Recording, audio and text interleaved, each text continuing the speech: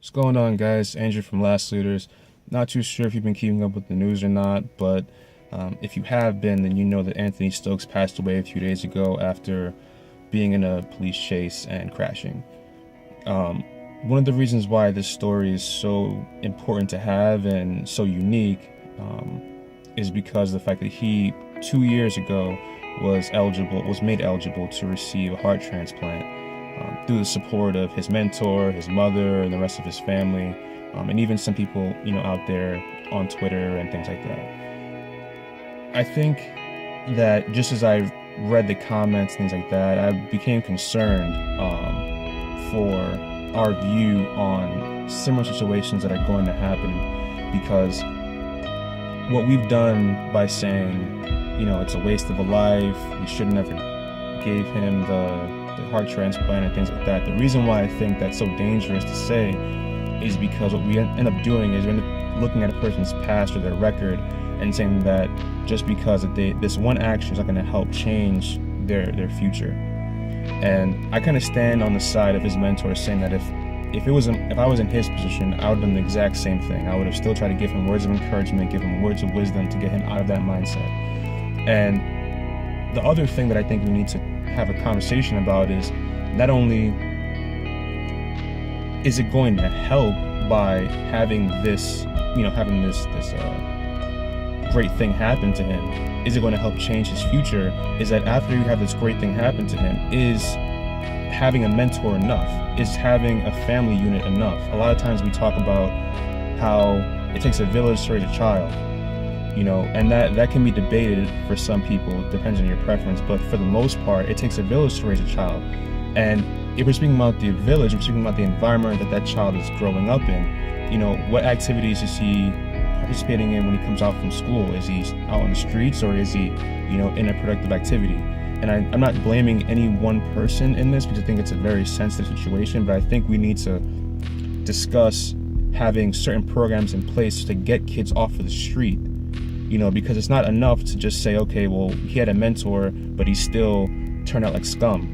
We can't say that, because there's a lot of kids that have been my friends that I've read about as well, that turned out completely different from a situation that, we've just seen taking place with Anthony.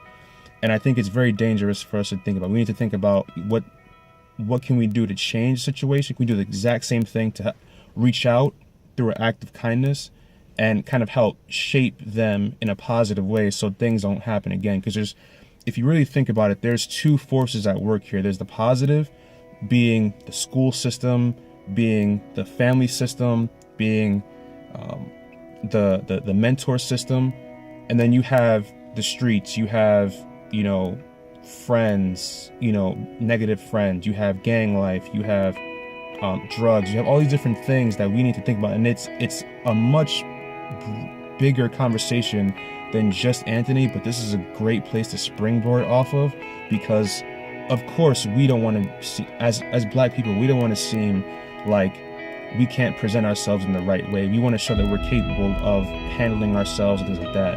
And I hate to phrase it that way, but that's exactly at the grassroots of what it is. It is what it is.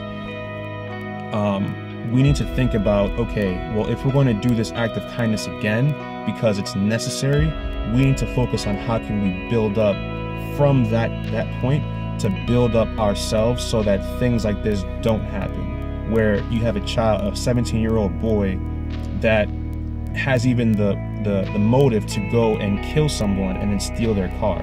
That's something that shouldn't happen in 2015. There's a lot of great things that are happening in 2015, but there's also a lot of bad things happening in 2015 that we're just not addressing. So that's just something that I think we need to think about. So the bottom line is, what I want to kind of give out to everybody is, I want everybody to think about is, why is it that's the first thing we go to is it's a waste of a life?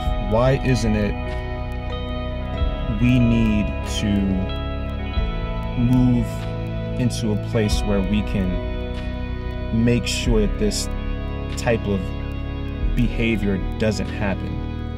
That's what I think we need to kind of address and think about. And again, the situation is a lot bigger than just one answer. We need a lot of dialogue and a lot of discussion about this situation, because it's just going to keep happening. You can see the things that are happening in Chicago. You know, that's out of hand. You know, the majority of the people that got killed last year were between the ages of 15 and 17. That shouldn't happen in 2015, especially in the United States of America.